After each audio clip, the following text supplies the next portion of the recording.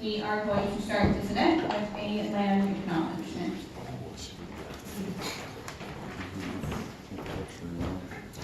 Bonjour, my name is Michel Dumont, and I'm a queer Métis two-spirited artist from Thunder Bay, Ontario. So, the land acknowledgement. We want to begin by acknowledging that we are on the traditional and unceded territory of the Anishinaabe, the Mississaugas, and the Haudenosaunee people of North Park, Turtle Island, land bound by the Dish and the One Spoon Covenants. The Dish with One Spoon is a treaty between the Anishinaabe, Mississaugas, Haudenosaunee that bound them to share the territory and protect the land. The Dish, or sometimes as it's called, the Bowl, represents what is now southern Ontario, from the Great Lakes to Quebec, and from Lake Simcoe into the United States. This covenant tells us that we all eat out of the dish. All of us that share this territory with only one spoon. That means we have to share the responsibility of ensuring this dish is never empty, which includes taking care of the land and the creatures that we share with it. Importantly, there are no knives at the table, representing that we must keep the peace. Subsequent Indigenous nations and peoples, settlers, newcomers, folks that have been forced to relocate through slave trades and international forced labor trades, immigrants, refugees, displaced people have been invited into this treaty in the spirit of peace, friendship, and respect. While acknowledging territory is important, it is only a small part of cultivating strong relationships with the First Peoples of Canada. Acknowledging territory and First Peoples should take place within the larger context of a genuine, ongoing work to forge real understanding and to challenge the legacies of colonialism. Thank you. Miigwech. Thank you so much for that, Michelle. So for those of you who have never been to Tangled before, welcome to Tangled Art Gallery. At this event, we do have care attendants in the back, should you need anything. Right behind. We also have our 2 ASL interpreters in the front. We also have our volunteers who are standing throughout the space, should you need anything throughout this event.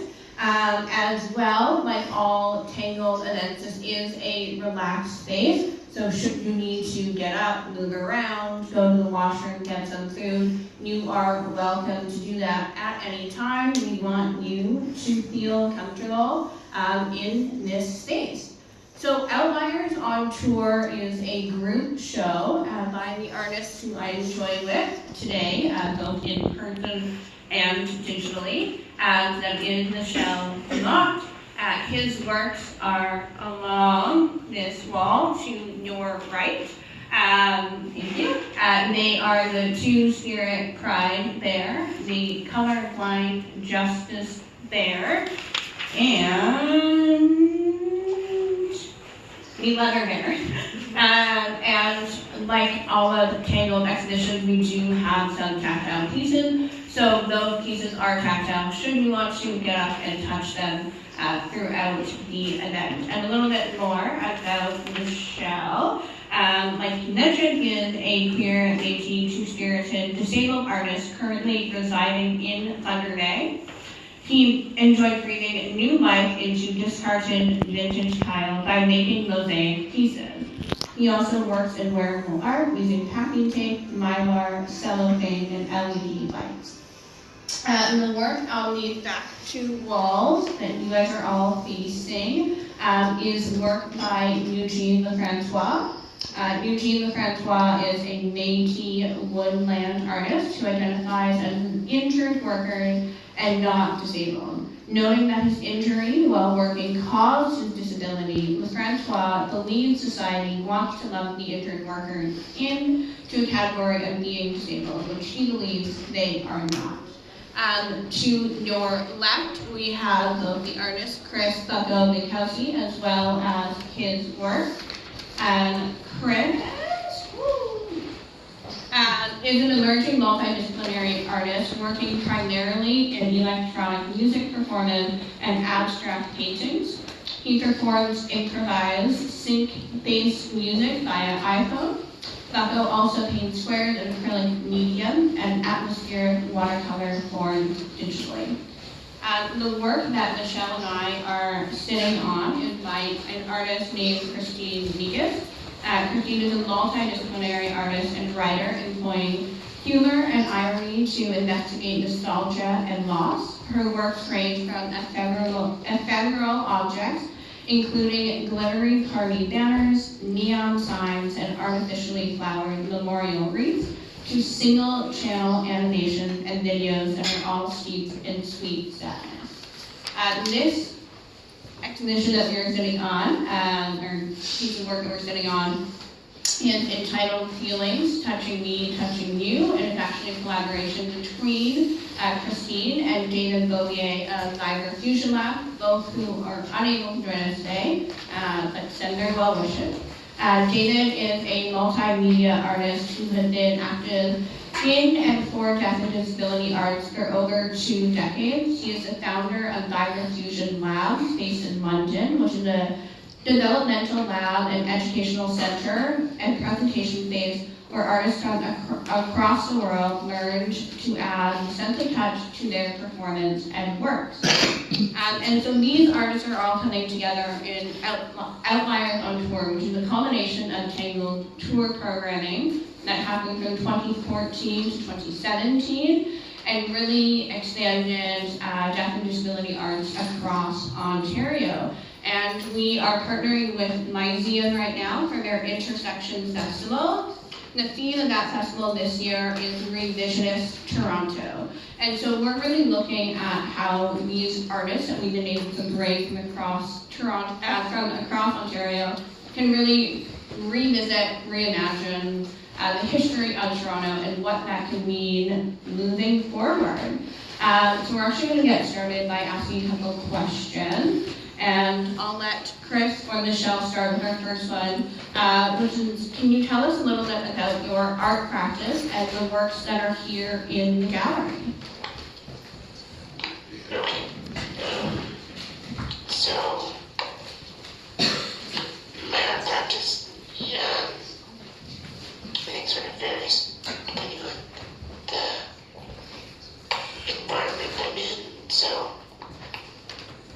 lately I've switched to digital art.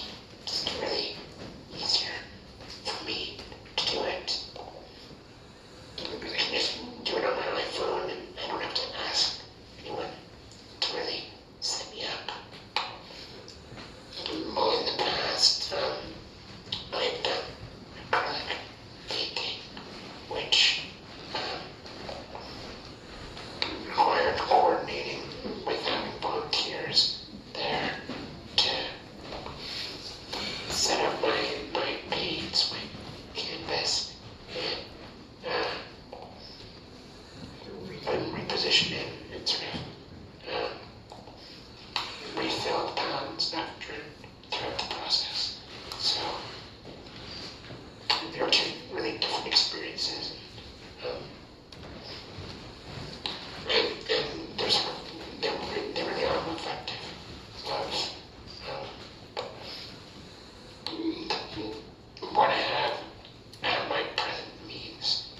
As in access to the proper space to paint and access to people to help me do it. Does that answer the question? Oh, it is my turn now? Okay, so when's the question again? Can you tell us a little bit about your art practice and then specifically the works that are in this exhibition? Right. All right. So my name is Michel. I'm a mosaicist and a wearable artist, a fabricator, maker in Thunder Bay, Ontario. I hurt my back at work about 22 years ago, which means I deal with chronic pain. And then about 5 years ago, I became a multiple chemical sensitive. And so having MCS along with chronic pain was a bit of a double whammy, that I had another disability to deal with other than just post-traumatic stress syndrome and other things, anxiety that I had to deal with. Becoming a multiple chemical sensitive, I had to switch mediums. I had to stop using harsh silicone glues that were incredibly toxic, that would make me dizzy, give me massive headaches. I needed ventilation. I was working on doing a vintage bathroom wall with some beautiful reclaimed tile, and I was in an unventilated bathroom, and my son noticed that my eyes had dilated, like dramatically, like he couldn't see the brown of my irises. And I looked in the mirror and went, uh-oh. So that was my first indication that the materials were becoming way too toxic for me to handle. So I started using a hot glue. And I'm able to still do mosaics with hot glue, and I can breathe the fumes and not have an adverse reaction, which is quite wonderful. But with dealing with my back injury 22 years ago, I can no longer draw. I don't have the fine motor skills anymore, but I still have the need to create. And so learning how to create with a hammer and smash tile was, for me, it helps deal with anxiety, it gets a lot of stress out, but then I'm able to still cut the tile, use a hammer, and then I now grind it, and I polish the edges. So it's kind of like a metaphor for my life, being able to take something broken and make something beautiful out of it. So that's how I deal with my chronic pain and how I deal with my anxiety. I, create, and I no longer, at one time in my life, when I was out of pain, I would just watch television and be thankful I was out of pain. Now I'm actually, when I'm out of pain, I'm creating artwork, and then when I'm in pain, that's when I watch television. So these are the pieces, and then I made these bears, and I don't know if this is the time to explain the bears, is it? Okay, so the Outliers term, it's wonderful. For me, my first Pride in Toronto was in '95, and so that's when I really became acquainted with the Pride symbols and with symbols of the queer community. Having the rainbow spirit bear, like the two-spirited bear with the rainbow symbol, it's like that urban queer element. But then there's the bear paw on his chest, and there's a nod to the woodland style, the Ojibwe style of art with the red patch with the black outline. And then with the colorblind bear, the colorblind bear is a response to the Colton Bushy trial. And so, these are angry taxidermy forms from the 80s. They have fallen out of fashion. They're aggressive, their teeth are baring. They're no longer in fashion. Now, modern taxidermy, you want a happy bear, with a closed mouth, smiling like in your house. So these aggressive forms I found at an antique store that vastly reduced because no one wants an aggressive form anymore.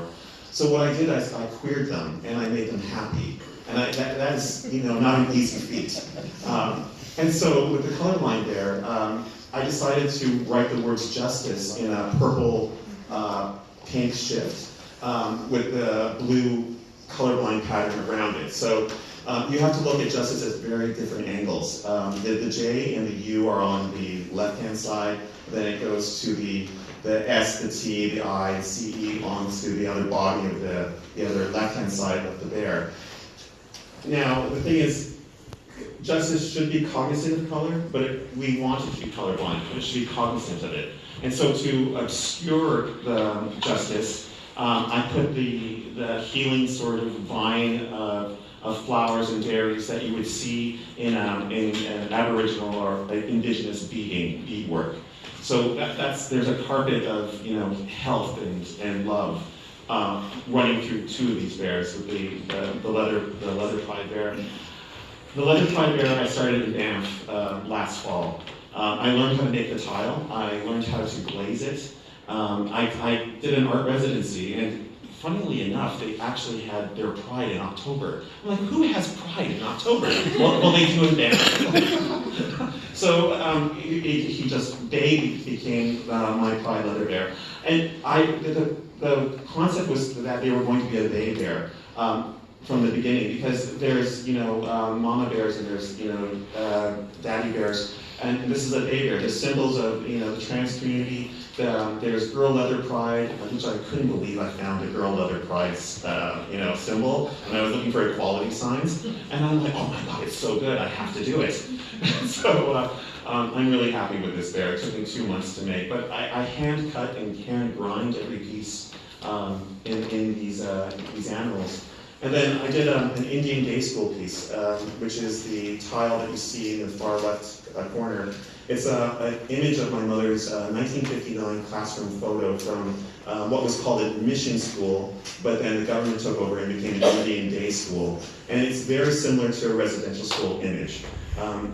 They're almost synonymous. The only difference is that the children went home at night. But you would think you were supposed to be safe at school, and unfortunately they were not safe at school. There was a predator who happened to have been the teacher in this classroom.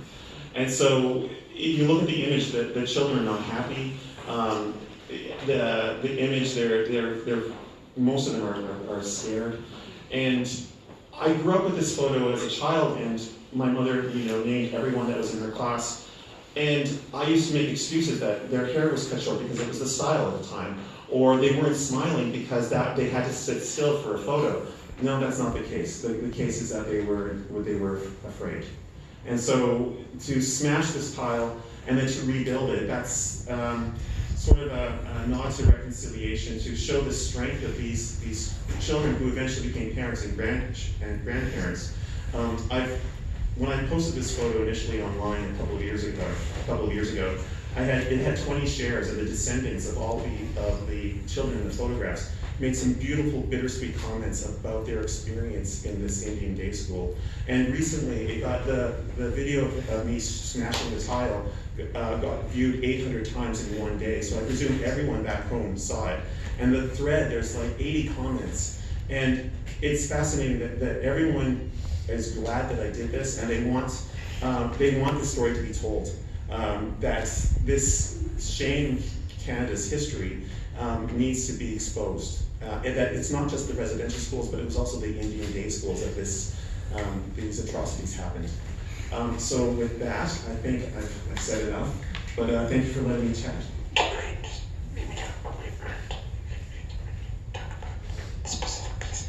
Yeah.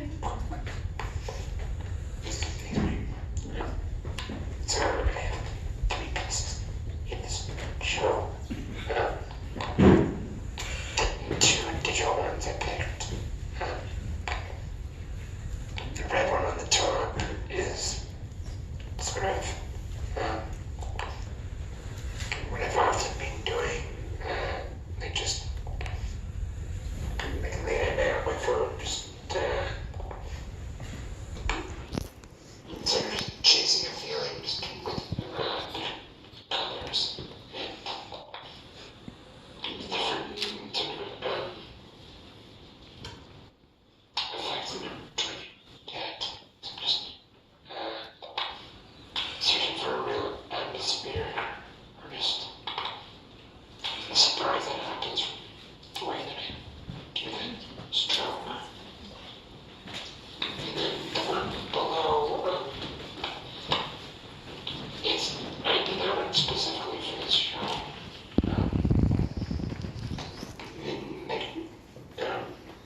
It refers to beat, I think, down, yeah. Still being downtown,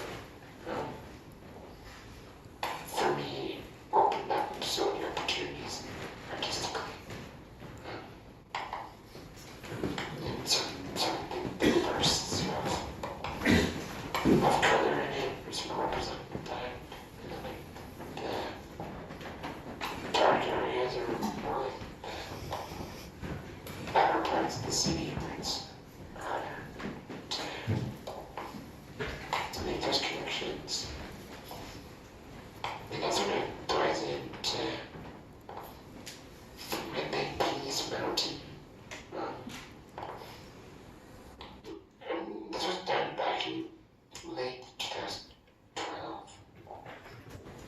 And I just moved downtown, sort of. It was meant to be on a temporary basis. It ended up being for 34 months. And those were really very significant months of my life. Just because being downtown totally gave different opportunities to people. And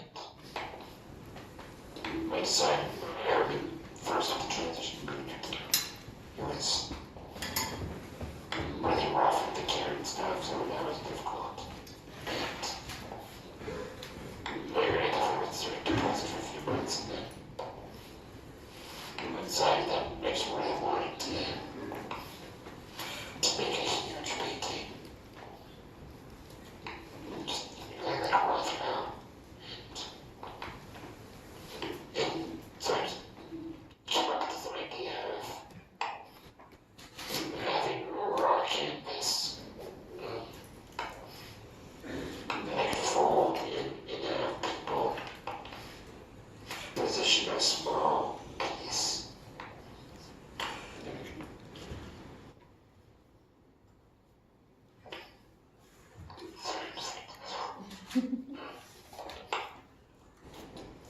I want to be able to like work on a small area and that way I can build up an entire piece. And that whole process was really almost like I prepared to have. Because I was feeling isolated and frustrated. And so I meet new people and so I met a bunch of significant friends by having them want to come just to at different parts of the day to help me do a painting and chat. But the process, doing the squares is my piece. Like, I worked on this painting for about like 3 months. Sometimes having volunteers like for an hour and a half, an hour in the morning, 2 hours in the afternoon, and maybe sometimes after dinner. So it was really intense. And there's only a few times throughout the process that I actually looked at the entire canvas. So that was also like a really significant part of the process. Because I was really just reacting to one layer to the next and sort of trying to imagine the rest of it. And there was like obviously a big change in it, like the first half of the darker side.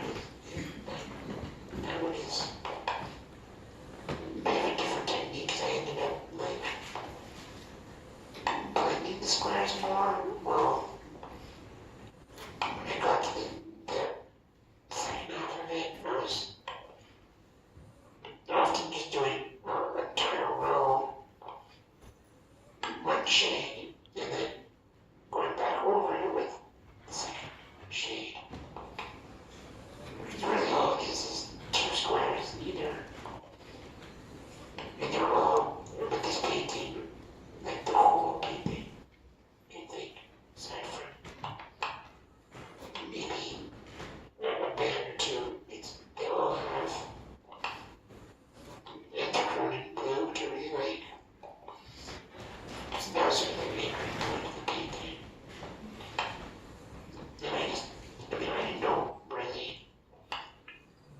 what I was making with it, but it was just no one to make a big painting.